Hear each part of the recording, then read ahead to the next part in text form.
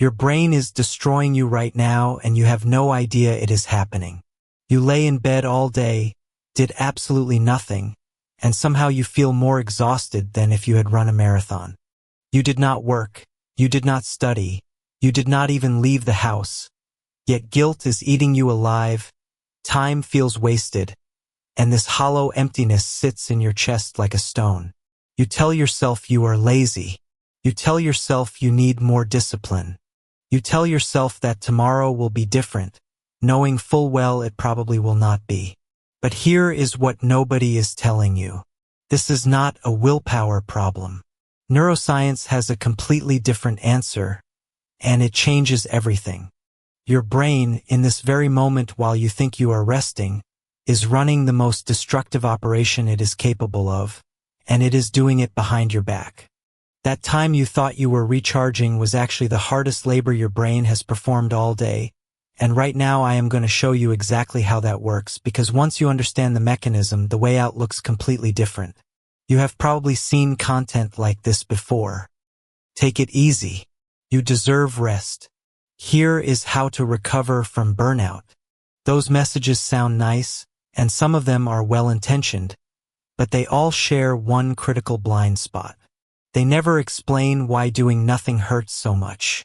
They never walk you through the actual mechanism that makes lying on the couch all day feel like psychological torture.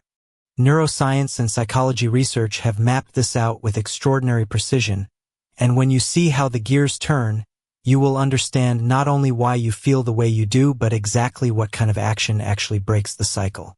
In 2001, a neuroscience team at Washington University, led by Marcus Rakel, was running fMRI experiments, scanning people's brains while they performed various cognitive tasks. When participants solved math problems, specific brain regions lit up on the scanner exactly as expected. Then the researchers told participants to stop working and just relax. Do nothing. Let your mind go blank. What happened next stunned the entire team. The brain did not go dark. It did not power down. It did not rest.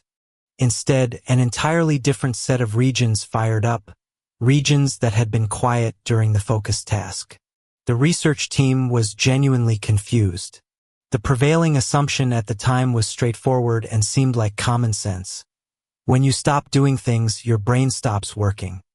That turned out to be completely wrong. The brain does not work that way at all.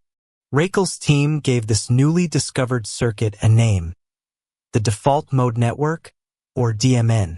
This discovery sent shockwaves through the neuroscience community because it was the first time anyone had scientifically proven that the brain never actually rests when we think it does. The default mode network is exactly what it sounds like, the mode your brain switches to by default when there is nothing specific demanding your attention.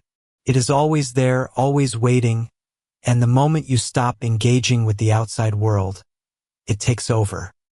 Here is the part that should genuinely alarm you. When the DMN activates, the energy your brain consumes barely drops at all compared to when you are intensely focused on a difficult task. The difference is only about 5 to 10%. Research published in a neuroscience review confirmed that 60 to 80% of the brain's total energy consumption occurs during this so-called resting default state. Let that sink in. You are doing absolutely nothing, and your brain is running at nearly full capacity. It is like leaving every light in your house on, every appliance running, the heating blasting, while you sit in the middle of the living room thinking the electricity bill will be low because you are not actively using anything. Your brain does not care that you decided to take the day off. It has its own agenda. When the DMN kicks in and there is no external target to focus on, the brain turns the camera inward, points the lens directly at you, and then the questions start. Why am I still like this? I said I would start last week and I did not. Will tomorrow actually be any different? Am I always going to be this way? These questions are not ones you consciously choose to ask. They generate automatically, like a program running in the background that you never installed and cannot seem to uninstall. Now, to be fair, the DMN is not inherently evil. It is actually responsible for some of the most beautiful things the human mind can do. That breakthrough idea you had in the shower, that sudden solution to a problem that came to you while you were on a walk, that moment of deep self-understanding that arrived out of nowhere, all of that is the DMN at work. It is the engine behind creativity, insight, and the ability to understand yourself and others. A 2025 medical review from a major university confirmed that the DMN is the core circuit for self-reflection, emotional processing, and social cognition. It is genuinely one of the most remarkable features of the human brain. The problem is not that the DMN exists. The problem is what happens when it has nothing good to work with. Think of the DMN as a chef. When the refrigerator is stocked with fresh ingredients, this chef creates extraordinary meals. The book you read this morning, the conversation you had with a friend, the small problem you solved at work, these are all ingredients. The chef takes them, recombines them freely, and produces new meaning, new ideas, new understanding. But when the refrigerator is completely empty, the chef does not just sit down and wait quietly. The chef turns on you. Standing in front of that empty refrigerator, the chef starts talking. You did nothing yesterday either. Another wasted day. What is actually wrong with you?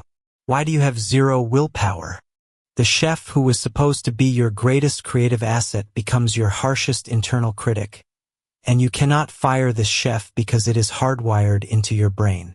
This is precisely why you can lie in bed for 16 hours straight and feel more exhausted than someone who worked a 12-hour shift. Your brain was never resting. The chef was working overtime with nothing to cook. And when the chef has no ingredients, the only thing left to chew on is you. In 2010, Harvard psychologists Matthew Killingsworth and Daniel Gilbert designed an ingenious study to capture what the human mind actually does throughout an ordinary day. They built a smartphone app that pinged 2,250 people at random moments, asking them two simple questions. What are you thinking about right now, and how do you feel right now? The results were staggering. People spent 46.9% of their waking hours, nearly half of their entire conscious lives, thinking about something other than what they were currently doing. Their minds were wandering almost as much as they were focused. But the truly devastating finding was what happened to their mood during those wandering moments. When people's minds drifted, they were consistently unhappier regardless of what activity they were engaged in. It did not matter if they were doing something pleasant or something boring. If their mind was elsewhere, they were less happy. The unhappiness was not caused by doing nothing specifically. It was caused by the mind drifting without purpose or direction. Even during enjoyable activities, if the mind wandered away from the present moment, happiness dropped. Mind wandering itself, the study concluded, was a direct cause of unhappiness, not merely a symptom of it. This means that lying on the couch scrolling through your phone, technically doing something, can make you just as miserable as staring at the ceiling, because in both cases your mind is floating untethered, bouncing between half-formed thoughts and fragmented worries without ever landing on anything meaningful. Now here is where a second mechanism locks into place and makes everything significantly worse. Back in the 1920s, a psychologist named Bluma Zeigarnik was sitting in a restaurant in New York City when she noticed something peculiar about one of the waiters. This waiter was handling 6 tables simultaneously without writing anything down. He remembered every single order in perfect detail, down to how each person wanted their steak cooked, what sides they had substituted, and who had asked for no ice in their drink. His memory was astonishing. But when Zeigarnik asked him about tables that had already paid and left, he could not remember a single thing about them. Tables he had served just minutes earlier were completely erased from his mind. Zeigarnik went back to her lab and turned this observation into a formal experiment. What she found confirmed her suspicion. Tasks that were left unfinished were remembered roughly twice as well as tasks that had been completed. The brain holds onto incomplete things with a grip it does not apply to finished ones. This became known as the Zeigarnik Effect, and it is one of the most replicated findings in cognitive psychology. The interesting thing is that this effect is not always negative. It is actually the reason you cannot stop watching a TV series after a cliffhanger ending. It is why you stay up way too late playing a video game because you are just one quest away from completion. It is why a half-finished puzzle on the coffee table keeps calling your name. The Zeigarnik Effect is the brain's way of keeping important unfinished business on your mental radar so you do not forget about it. The trouble starts when this effect begins operating on all the things in your life that you have been putting off. Your brain treats completed tasks like closed files. Done, archived, moved to storage, no longer taking up active processing power. But unfinished tasks remain as open files. They stay active in the background, running constantly, consuming resources even when you are not consciously thinking about them. Now imagine your brain is a laptop. You look at the screen and see nothing but a clean desktop wallpaper. It looks peaceful. Nothing seems to be happening. But then you open the task manager and discover dozens of tabs running in the background. Starting an exercise routine, incomplete. Learning Spanish, incomplete. Calling your mom back, incomplete. Cleaning the apartment, incomplete. Applying for that job, incomplete. Organizing your finances, incomplete. Each one of these unfinished items is an open tab draining processing power. You never started most of them, which means they can never be finished, which means the brain can never close the file. Your CPU usage is running at 90% and you cannot figure out why everything feels so slow and heavy. In 2011, psychologists E.J. Masacampo and Roy Baumeister at Florida State University tested this mechanism with rigorous experiments. They gave participants important goals to work toward and then forcibly interrupted them before they could finish. Afterward, participants were assigned a completely different, unrelated task. The people carrying unfinished goals performed measurably worse. The incomplete objectives kept intruding into their thoughts, fragmenting their attention and degrading their ability to concentrate on anything else. But the study had a second finding that was arguably even more important. When participants were asked to make a specific, concrete plan for how they would complete their unfinished goal, the intrusive thoughts significantly decreased. They did not actually have to finish the task. They just had to give their brain a credible signal that a plan existed, that the task would be handled. That was enough for the brain to temporarily silence the alarm. It was as if the brain said, "Okay, there is a plan, I can stop pinging you about this for now," and the background tab quietly closed. Even more revealing is a study published in the Journal of Occupational Health Psychology that tracked 59 working professionals over 12 weeks with 357 individual observations.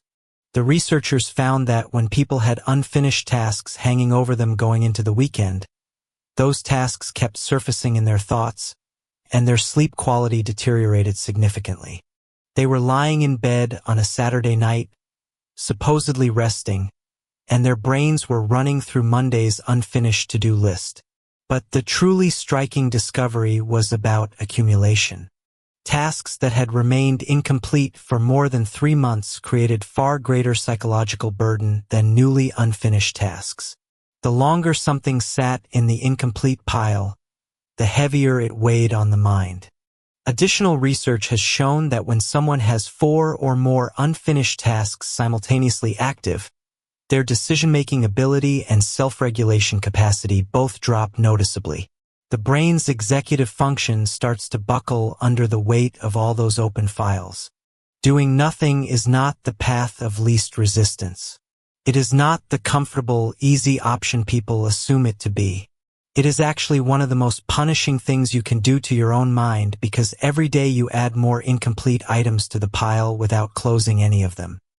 Now here is where it gets truly frightening. When the DMN's rumination and the Zeigarnik effect combine forces, a vicious cycle ignites. You are lying there doing nothing, so the DMN activates. The chef approaches the empty refrigerator looking for ingredients, but the only ingredients available are the ones the Zeigarnik Effect has kept prominently on display. All the things you have not done. The chef picks them up one by one. You did not do this. You did not do that either. Why do you keep failing? Self-criticism begins. Your body responds to the stress by releasing cortisol, the primary stress hormone. Your limbs feel heavier. Getting up feels harder. You sink further into the couch. Because you do even less, another item gets added to the incomplete list. The DMN picks it up. Another round of self-criticism. More cortisol. More heaviness. More avoidance. The gears of this cycle interlock like clockwork, and with every rotation you sink a little deeper. The worst part is that this entire process is invisible. You do not feel it happening in real time. You just feel inexplicably exhausted, ashamed, and stuck. And because you cannot see the machinery driving it, you assume the problem is you. That you are fundamentally flawed. That you lack some essential quality that other people have. But it is not you. It is the automated circuitry of your brain running exactly as it was designed to run, and it was never designed to handle prolonged periods of doing nothing. When this vicious cycle persists long enough, it metastasizes into something far more serious. In 1967, psychologist Martin Seligman and his research team at the University of Pennsylvania conducted an experiment that would go on to reshape our understanding of motivation, depression, and human behavior. They divided dogs into two groups. The dogs in Group A received mild electric shocks, but they had a lever in their enclosure. When they pressed the lever, the shock stopped. It only took a few tries for these dogs to learn the connection. Press the lever, pain stops. Simple, controllable, learnable. The dogs in Group B received the exact same shocks and had the exact same lever. But for them, the lever did nothing. No matter how many times they pressed it, the shock continued. They jumped, they scrambled, they tried everything, but nothing worked. Eventually, the dogs in Group B stopped trying altogether. They just lay down on the floor and took the shocks without resistance. They had given up. In the next phase, both groups were placed in a new enclosure with a low partition down the middle. All they had to do was jump over the partition to escape the shock. It was easy. The barrier was low enough that any dog could clear it without effort. The Group A dogs figured it out almost immediately and jumped to safety. The Group B dogs did not even try. They lay on the floor, whimpering, absorbing shock after shock even though escape was right there. The door was open and they did not walk through it. Seligman called this learned helplessness. The dogs had not lost their physical ability to escape. They had lost their belief that escape was possible.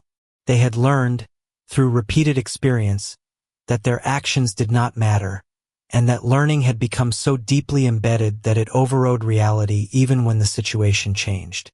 When Seligman first published these results, he thought it was primarily an interesting finding about animal behavior. But in the decades that followed, study after study confirmed that the exact same mechanism operates in human beings. Research on patients with depression and burnout has consistently found the same pattern. When someone tries to do something and it does not work, and this happens repeatedly, their expectation of success drops with each failure.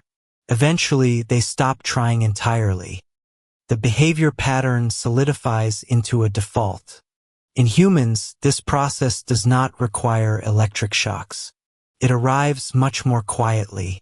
You think, I should really start working out. You do not start. You think, I should really learn that new skill. You do not learn it.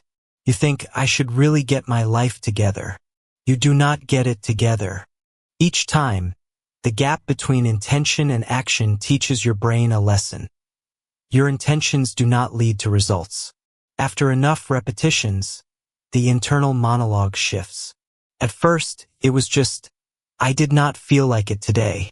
After a month, it becomes, I just do not have the willpower. After 6 months, it becomes, there is no point. Nothing changes anyway. Notice the progression. It started as a description of a momentary state and ended as a description of identity. It moved from something you did or rather did not do to something you are. And once it becomes identity, once "I am the kind of person who cannot follow through" becomes a core belief about yourself, it does not matter if the door is wide open. You will not get up to walk through it. You will lie there and take the shocks because you have already decided, deep in the wiring of your brain, that trying does not work for someone like you. A 2025 Neuroscience review confirmed something that makes this even more concerning.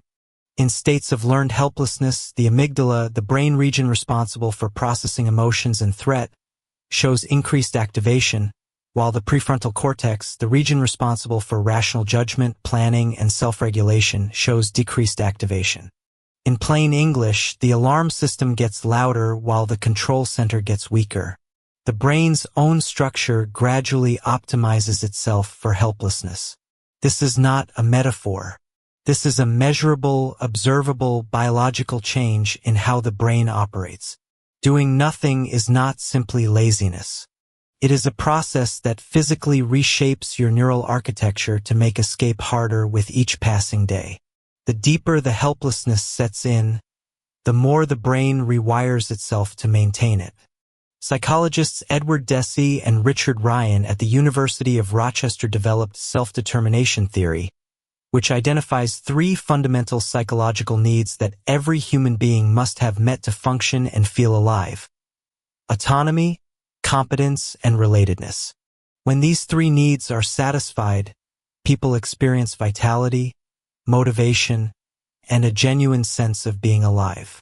When they are frustrated, people begin to wither from the inside out. Autonomy is the feeling that you are the one making choices about your own life, that you are in the driver's seat. When you spend an entire day doing nothing, you have not made any meaningful choices. Nothing was selected, initiated, or directed by you. The day just happened to you. You were a passenger in your own life, and the driver's seat was empty. That sense of agency, of being the author of your own story, evaporates completely. Competence is the feeling that you are capable of doing things, that you can learn, grow, and accomplish something. When you do nothing all day, there is nothing to feel competent about. Even the smallest sense of mastery, finishing a task, solving a small problem, learning one new thing, is completely absent. The gauge reads 0. Relatedness is the feeling that you are meaningfully connected to other people, that you belong, that someone would notice if you disappeared. When helplessness deepens, social withdrawal is one of the first casualties. You stop reaching out. You cancel plans. You let texts go unanswered. The circle shrinks until you are alone with your thoughts, which, as we have already established, is the most dangerous place to be when the DMN has nothing to work with. All 3 gauges hit empty simultaneously. The most fundamental psychological needs a human being has are all failing at the same time. Research testing self-determination theory in real populations has shown that when even one of these 3 needs is severely frustrated, symptoms of depression, anxiety, and helplessness begin to appear. When all 3 collapse together, the deterioration accelerates dramatically. Despite all of this, some people cling to one seemingly rational defense. At least if I do nothing, I cannot fail. It sounds logical on the surface. No action means no mistakes. No risk means no pain. But time is not on the side of this logic, and the research makes that devastatingly clear. Psychologists at Cornell University studied the nature of regret across different time horizons and found a striking pattern. In the short term, people regret things they did more than things they did not do. I should not have said that. I should not have bought that. I should not have taken that job. The consequences of action are immediate and visible, so the regret is sharp and specific. But when the time horizon expands to years, decades, or a lifetime, the pattern completely reverses. Overwhelmingly, people regret the things they did not do. I should have taken that chance. I should have told that person how I felt. I should have started that business. I should have traveled when I had the opportunity. A meta-analysis synthesizing 11 follow-up studies found the same result across every domain of life, education, career, relationships, and personal growth. Inaction regret was more persistent, more intense, and more painful than action regret in every single category. The most devastating form of regret was regret about the self, specifically, mourning the person you could have become but never did.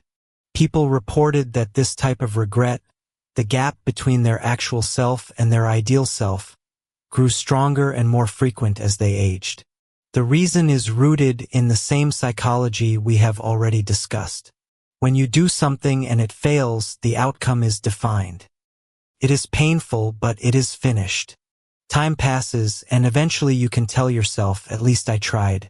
The file closes. Your brain lets it go. But when you do not act, the outcome remains permanently undefined. What would have happened if I had tried? There is no answer to this question because the experiment was never run. The file can never close. And as years pass, the imagined outcome of the path not taken becomes more and more idealized. You would have succeeded. It would have been incredible. Your life would have been completely different. This is the Zeigarnik Effect operating across the span of a lifetime. Unfinished dreams are the tabs your brain will never close, not until the day you die.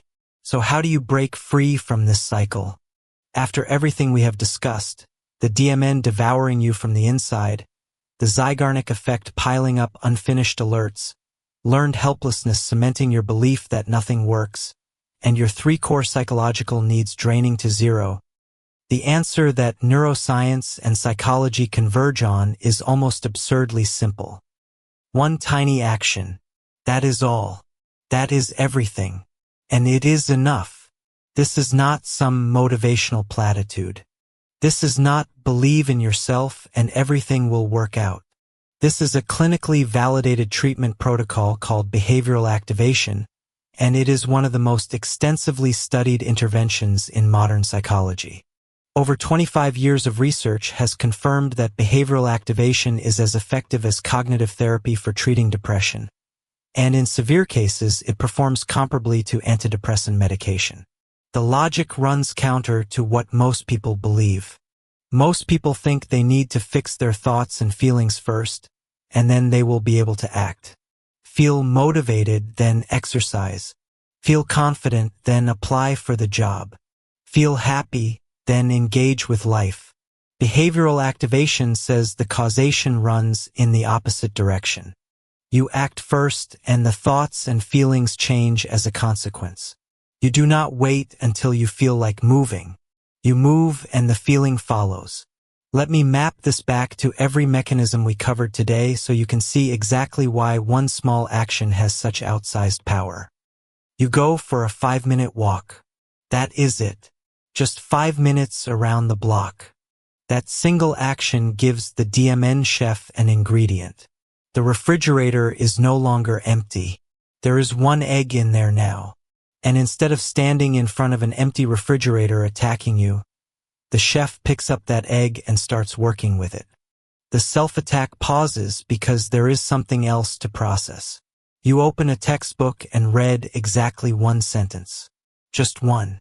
That single action causes your brain to reclassify that task from incomplete to in progress. 1 background tab closes. The CPU usage drops a fraction. The internal fan noise gets a little quieter. The Zeigarnik alarm for that particular task dims because the brain has received a signal that this item is being handled. Seligman himself, in his later research, proved that the opposite of learned helplessness can also be learned. He called it learned optimism. If helplessness is learned through repeated experiences of failed control, then its opposite, a sense of agency and efficacy, can be learned through repeated experiences of successful control, even tiny ones. 1 small success creates a hairline fracture in the wall of nothing I do matters. It does not demolish the wall overnight, but the crack is there, and every subsequent small action widens it. Professor Teresa Amabile at Harvard Business School conducted one of the most comprehensive studies ever done on what drives human motivation in everyday life. Her team analyzed over 12,000 daily journal entries from 238 professionals across 7 companies. They were looking for the single most powerful driver of inner motivation and positive emotion. It was not a promotion. It was not a bonus. It was not praise from a manager. It was the feeling of making even the smallest progress on meaningful work. Amabile called this the progress principle. The finding was remarkably consistent. Even a tiny step forward, something most people would dismiss as insignificant, had the power to transform a person's entire inner state for that day. Conversely, days where people felt busy but made no discernible progress in any direction saw motivation and positive emotion actually decline. This research gives us a precise answer to the question of how big an action needs to be. It does not need to be big at all. It needs to create the sensation of forward movement. A 5-minute walk that you chose to take restores a sliver of autonomy. Your gauge moves off zero. The act of completing it, no matter how small, generates a flicker of competence. Another gauge moves. These gauges were pinned to the floor, and now they are twitching upward. The size of the action is irrelevant. Read 1 page of a book. Do 5 minutes of stretching. Wash a single dish sitting in the sink. Walk to the corner store and back. The point is not the action itself. The point is the signal it sends to your brain. I am still a person who can move. I am still a person who can choose. I am still a person who can do something. That single signal drops an ingredient into the empty refrigerator, closes a background tab, cracks the wall of learned helplessness, and nudges the 3 fundamental gauges off the floor. The gears of the vicious cycle, which had been turning in one direction pulling you deeper and deeper, begin to slow and then reverse. One more critical point needs to be addressed here. When you are caught in this cycle, the most natural thing in the world is to reach for your phone and start scrolling through social media, short videos, or endless feeds. And in a way, it works briefly. These platforms are extraordinarily effective at suppressing the DMN because they constantly flood your brain with external stimuli. Something is always flashing, moving, demanding a reaction. There is no gap for the brain to turn inward because the next piece of content arrives before the previous one has even been processed. So for a few minutes or a few hours, you feel relief. The inner voice quiets down. The chef stops attacking you because there is too much noise in the kitchen to hear anything. But this is not rest, and it is not recovery. This is the equivalent of opening and closing the refrigerator door over and over without ever putting food inside. You are not solving the hunger. You are just distracting yourself from it for another 30 seconds before you open the door again. The moment you put the phone down, the moment the scroll stops, the DMN roars back to life. And now it has even more ammunition because you just spent 3 hours doing something that added 0 ingredients to the refrigerator while adding yet another item to the incomplete pile. The guilt doubles. The exhaustion deepens. The sense of wasted time intensifies. This is why an entire day of scrolling social media leaves you feeling more drained and more empty than if you had simply stared at a wall. The wall at least does not pretend to be giving you something. Your phone creates the illusion of engagement while actually starving the very systems that need real input. This is not a willpower problem. Your brain was never designed to handle this. It is a structural mismatch between how the brain processes rest and recovery and how modern technology simulates activity without providing any of the genuine ingredients the brain needs. Remember what each of these mechanisms does. The DMN activates when you do nothing and the chef attacks you with an empty refrigerator. The Zeigarnik Effect sends relentless notifications about everything you have left undone. Learned helplessness makes you believe that trying is pointless. Self-determination theory's 3 core needs, autonomy, competence, and relatedness, all crash to zero simultaneously.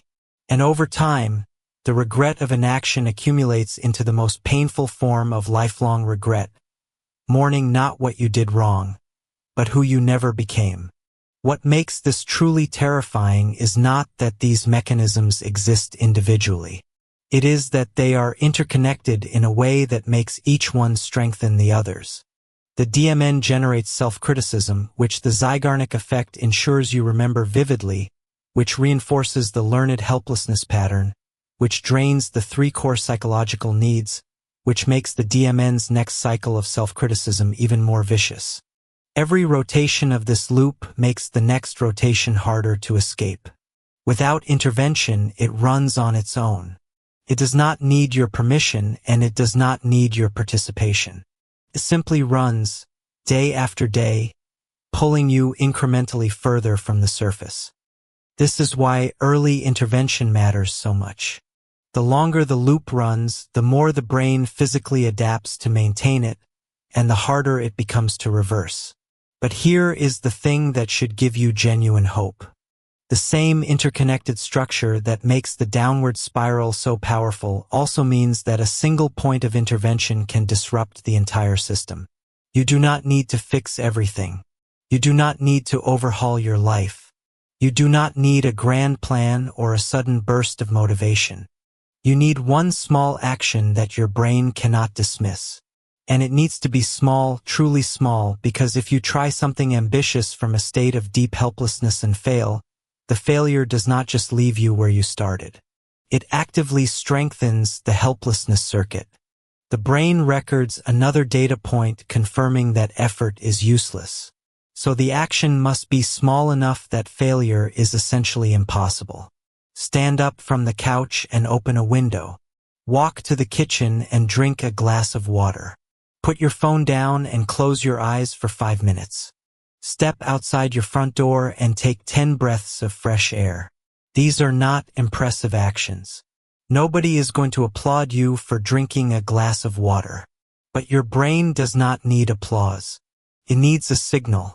It needs one tiny piece of evidence that contradicts the story it has been telling itself, and that evidence has to come from experience, not from thought.